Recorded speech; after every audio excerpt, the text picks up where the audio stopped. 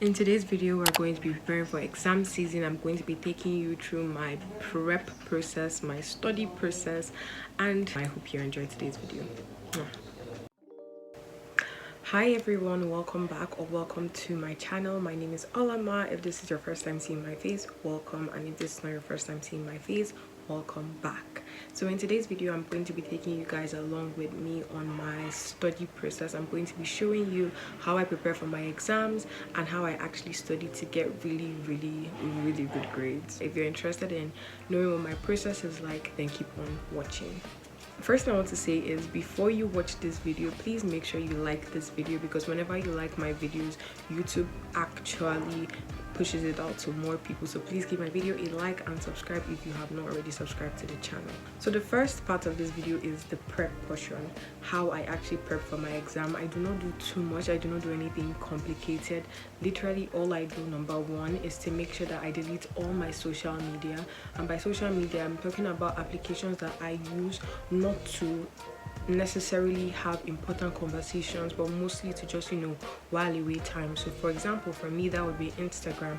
Whenever I'm about to start my exams, I always delete my Instagram account. I just delete the app or offload the app, whichever works for you. I just delete it and make sure it's off my phone until after my exams. The second thing I typically do to prepare for my exams is to make a timetable. So usually my school releases a timetable that has a lot of other people's exam schedules on it, and so I would write down mine in a book, or this year I actually put mine on my Notion. And so what that does for me is that I am able to easily access each and every single one of my exams, know the dates the exams are meant to happen, sometimes even the classroom the exam is meant to happen, and also the time the exam is meant to happen. So those things have to be within easy reach for me. The next thing, I would open up my notes, or I would open up my slides, and what I would do is I would just be reading. Like, I am not studying. I don't have a pen in my hand, I don't have a paper in my hand, I'm just reading. And the thing is that when you do that consistently, you are actually retaining information in your head, so that when you actually do decide to sit down and study, it is way easier for you to understand what you are studying, because you've actually been glancing at your notes over a certain period of time. So even if you're somebody who likes to procrastinate until the last minute, what I would advise you do is that while before you actually come to actually sit down and study, just take your time to actually glance through your notes a lot. So that's how I prepare.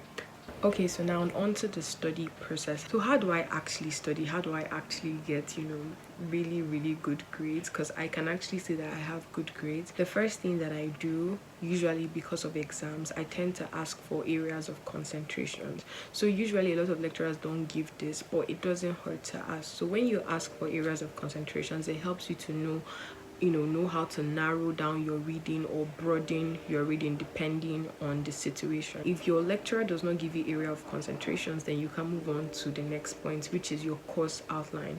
Usually in my school, lecturers give a course outline at the beginning of the semester, or if you don't have a course outline, all you need to do is literally go to your slides or go to your handouts or go to your notes that you have taken in class and outline every single topic that you did, or every single subject that you took under a particular course in that semester. When I have gotten each and every single topic or each and every single area of concentration, I will make a to-do list or a checklist, and I read with that checklist.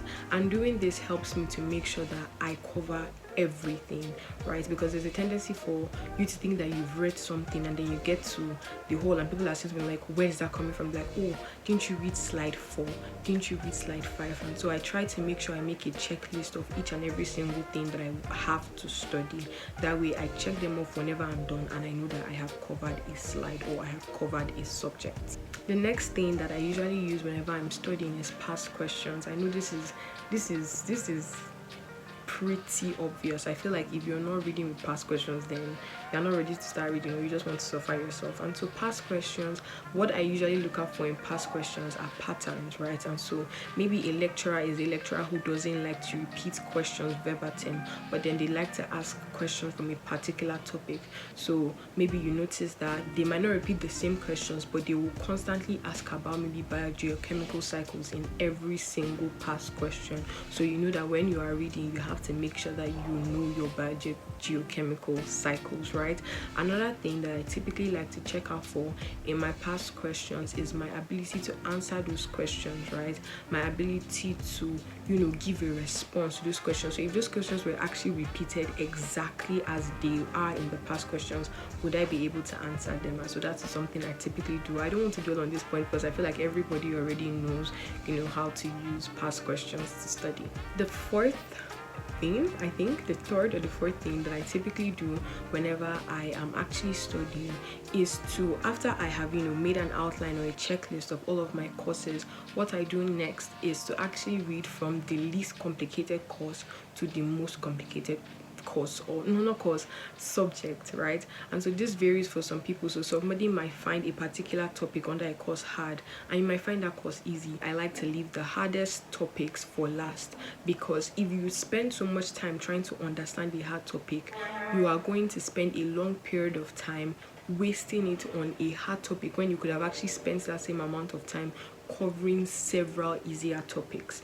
So you maximize the time that you spend reading when you actually focus on the topics that are easier to you before you now go to the one that is harder for you.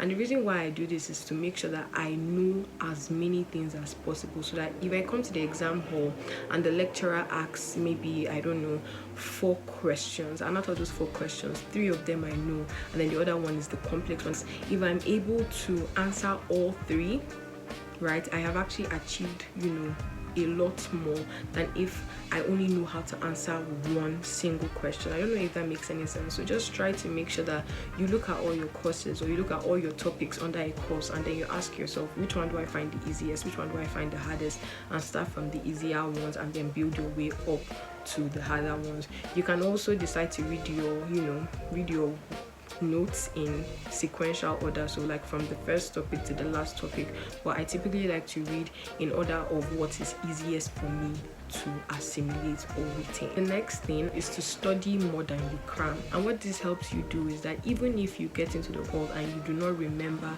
the point word for word, because you have understood the concept beforehand, it's easy for you to now explain that concept in your own words and still get the mark that you need. Something else that I use when I prepare for my exams is the Focus To Do app. My friend introduced this to me, I think in 100 level or 200 level, and I have been using it to study since then. Essentially, this app gives you, I think, 25 minutes of pure focus, and I usually use it on the strict mode so that I'm not allowed to exit the app, right? So I can't get distracted. So when it starts timing, if I try to leave the app, it starts to vibrate, and I don't know, something about it vibrating scares me, so I just stay in the app until my time is done, and then I can now use my phone and do other things. So I just have this timer on, and it lets me focus for a period of time until I am done studying. This is not in relation to studying now, but this is actually in relation to answering the questions.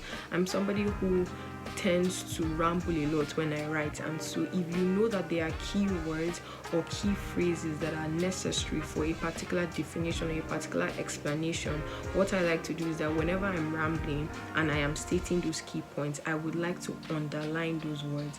And underlining it essentially just helps me, because when the lecturer is marking, if they read the first 2 lines and I'm not making sense, but they notice that, oh, this girl underlined something specific, they would read that underlined word and they realize that, okay, she might not be making sense in the first 2 lines, but she actually knows and understands, the concepts that is being expected of her to understand. And so that is what I typically do for my exams, and that is the advice that I would give anyone as well for their own exams. I obviously have to include prayer in this video because I pray a lot for exams. I pray before I start to study, I pray before I start to write, and essentially I typically just pray for the grace to read the things that will come out, and that when I actually get into the hall, the ability to actually remember the things that I've read, because there are times in the hall, right, where you'll be writing and you forget something, and I just pray, and before I know it, right, I remember the thing that I forgot that I once knew. And so yeah, these are things that I do to prepare for exams. This is how I've been getting really good grades in uni,